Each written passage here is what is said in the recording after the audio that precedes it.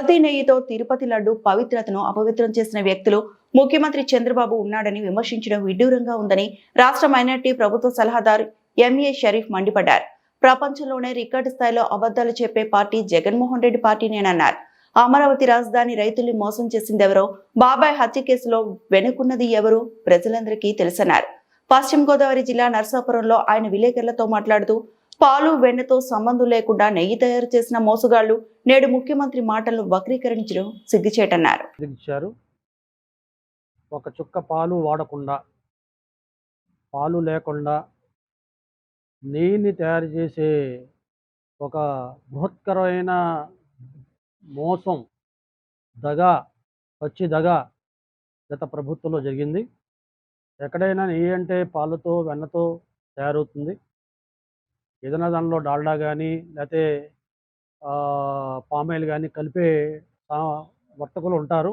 కానీ అసలు పాలు వెన్న లేకుండా, చుక్క పాలు కూడా లేకుండా నెయ్యిని తయారు చేసి ఆ రకంగా తిరుపతి ప్రసాదాన్ని, లడ్డూని కల్తీ చేసిన వాళ్ళు ఈరోజు చంద్రబాబు నాయుడు విమర్శిస్తున్నారు.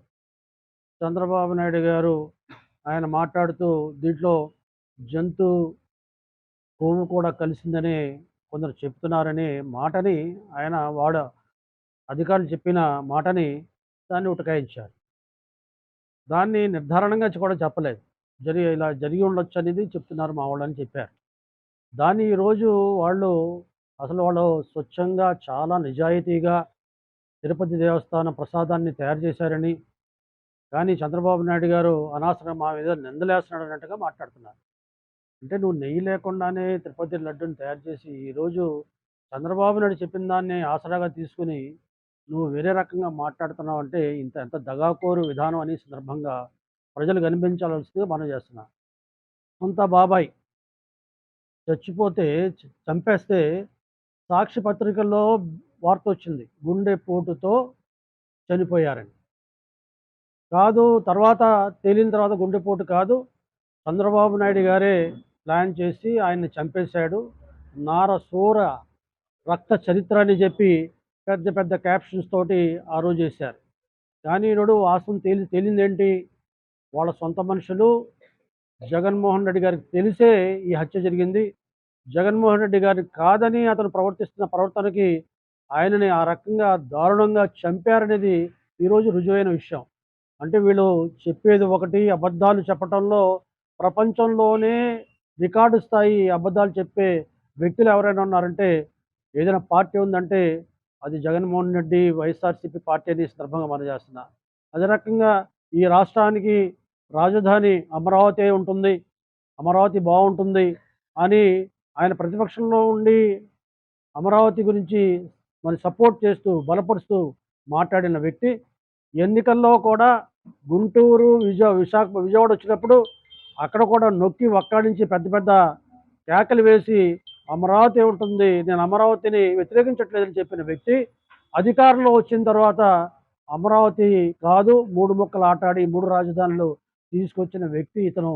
కాబట్టి ఈ రకంగా అబద్ధాలు ఆడి ప్రజల్ని మోసం చేసి, మాయ చేసి, తప్పుడు విధానాలతో మరి ఈ రాష్ట్రాన్ని ఏలాలని ఈరోజు మరి ప్రయత్నం చేస్తున్న జగన్మోహన్ రెడ్డి వైఎస్ఆర్సీపీ పార్టీ ఈనాడు చంద్రబాబు నాయుడు గారిని వేలెత్తి చూపెట్టే వాళ్ళకి నైతిక హక్కు, అర్హత లేదనే సందర్భంగా మనం చేస్తున్నాం. జగన్మోహన్ రెడ్డి ప్రభుత్వం అధికారంలో ఉండగా తిరుపతి దేవస్థానంలో తయారు చేసే లడ్డు గురించి అప్పుడు కల్తీ నెయ్యితో తయారు చేశారని చెప్పని సిబిఐ ఎంక్వైరీ వేస్తే ఆ సిబిఐ ఎంక్వైరీలో అది కల్తీ నెయ్యి అని చెప్పని నిర్ధారణ అయ్యి వేళ దాని ప్రాసెస్ జరుగుతూ ఉంది.